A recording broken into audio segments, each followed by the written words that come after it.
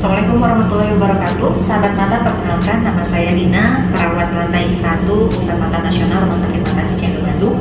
Pada kesempatan kali ini saya akan memaparkan bagaimana cara perawatan mata setelah operasi, khususnya untuk perawatan lanjutan di rumah. Jadi ini harus diketahui oleh keluarga ataupun juga yang merawat pasien di rumah ya. Hal-hal yang harus diperhatikan, pertama, hindari benturan pada mata ataupun juga tusukan. Mata yang dioperasi itu tidak boleh kena air selama kurang lebih 1 minggu pertama. Adapun area wajah masih bisa dibersihkan, bisa pakai wastafel ataupun juga pakai handuk basah. Mandi bisa dari leher ke bawah seperti biasa.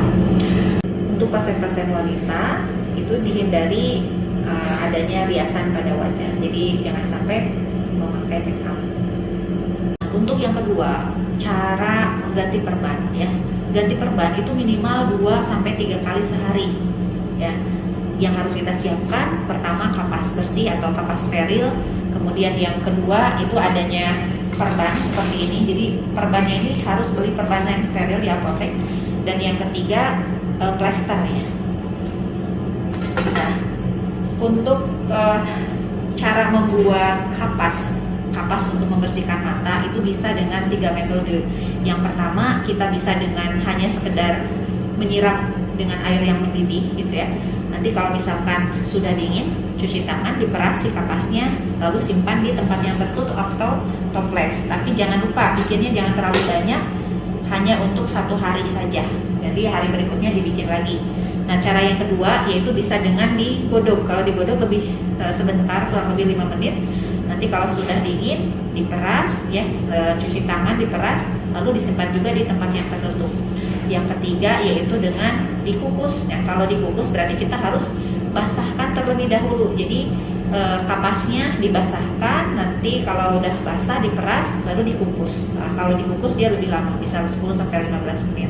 Nanti kalau sudah dingin, jangan lupa simpan juga di tempat tertutup. Nanti setiap kita mau membersihkan area luka atau area mata yang dioperasinya, kita pakai dan dikembalikan di tempat yang tertutup lagi.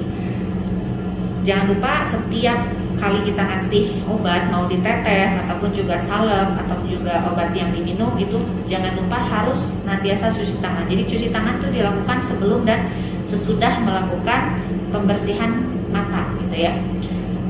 Untuk yang ketiga ya, ini pengkhususan untuk pasien-pasien operasi mata. Misalkan untuk pasien katarak. Untuk katarak itu usahakan bagi muslim, dia ketika melakukan sujud ataupun juga ruku ketika sholat itu tidak boleh sujud dan ruku. Jadi bisa pakai isyarat saja. Adapun untuk pasien-pasien retina gitu ya, kan ada yang harus tidur telungkup, maka tidur telungkupnya dilanjutkan di rumah selama kurang lebih 10 hari. Adapun untuk jamnya itu 9-10 jam dalam 1 hari itu. Nah, ada juga yang harus tidurnya setengah duduk, itu pun juga sama dilanjutkan. Tapi kalau misalkan tidak ada anjuran dari dokter ataupun juga perawat dengan posisi tadi, maka tidur bisa dilakukan seperti biasa saja. Seperti itu. Nah, kalau misalkan yang terakhir itu adalah terkait dengan keluhan ya. Kalau misalkan ada keluhan, nyeri hebat ataupun juga batuk gitu ya, ibu bisa kontrol. Kalau untuk hanya sekedar keluhan batuk dan susah buang air besar, itu bisa kontrol di tempat yang terdekat saja. Tapi kalau misalkan keluhannya nyeri hebat di pada area mata ataupun juga kemerahan yang sangat gitu ya, itu boleh kontrol sebelum waktunya ke instalasi gawat darurat kami ya, ke IGD gitu. Jadi tidak usah nunggu 1 minggu.